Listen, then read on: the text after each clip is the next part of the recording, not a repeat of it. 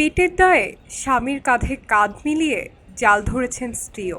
কক্সবাজার উপকূলে বর্ষা এলেই সক্রিয় হয় পোনা আহরণ। মশারি বা বাইশের জাল ভাসিয়ে সাগরের জোয়ারে ধরা হয় বাগদা, গলদা চিংড়ির পোনা।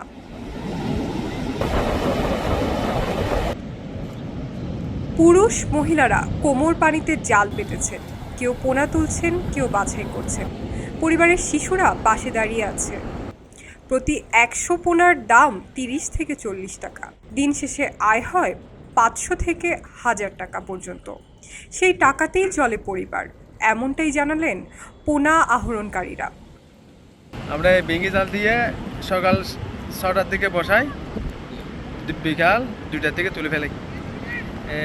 ১,১২০০ এরকম পাই পোনা, বিক্রি করে ৫০০ টাকা ৬০০ টাকা করে পাই। সকাল বিকেল ২ টাইম জাল বোয়াই, দিন ধরে আমরা চলি। ১৩৫ টাকা করে দেয়, এর কষ্ট মাঝে আর জীবন যাবে। আর এটা হাজি নবীন সরম মাঝে মাছ চাই, পোনা চাই। ডেলি মনে করো পোনাই ২,০০০, ৩,০০০, ৪,০০০, ১,০০০, ৫০০ এরকম পাওয়া যায়। এটা হাজি নবীন ২ টাইম চাই। এই পোনা আহরণ আইনত নিষিদ্ধ, কারণ এতে ধ্বংস হয় সামুদ্রিক মাছের পোনা। তবুও পেটের দায়ে উপকূলবাসীর কাছে এটাই একমাত্র ভরসা।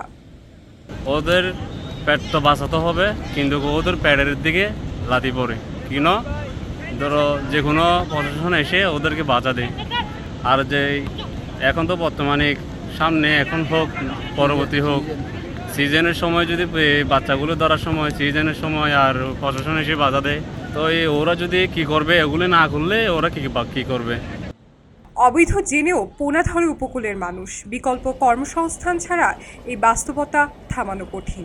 বৃষ্টি, জোয়ার আর জালের ভেতর দিয়ে জীবন বাঁচানোর লড়াই উপকূলের মানুষের বাস্তবতা। সবাই যখন জোয়ারে গা ভাসায়, কেউ কেউ শির দাঁড়া সোজা করে ঘুরে দাঁড়ায়। সময় যেখানে প্রতিনিয়ত হার মেনে নিতে শেখায়, কেউ কেউ চ্যালেঞ্জ ছুড়ে দেয়।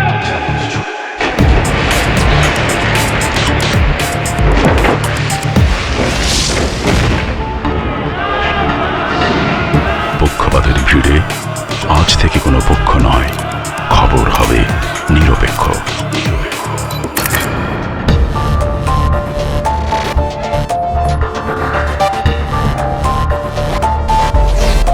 বানোয়াট তথ্যবাদ, খবর হবে নিখাত।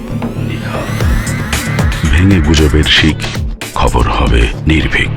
মুক্ত চিন্তার স্বাধীন দৈনিক খবরের কাগজ, এখন খবর হবে নিখাত, নির্ভীক, নিরপেক্ষ।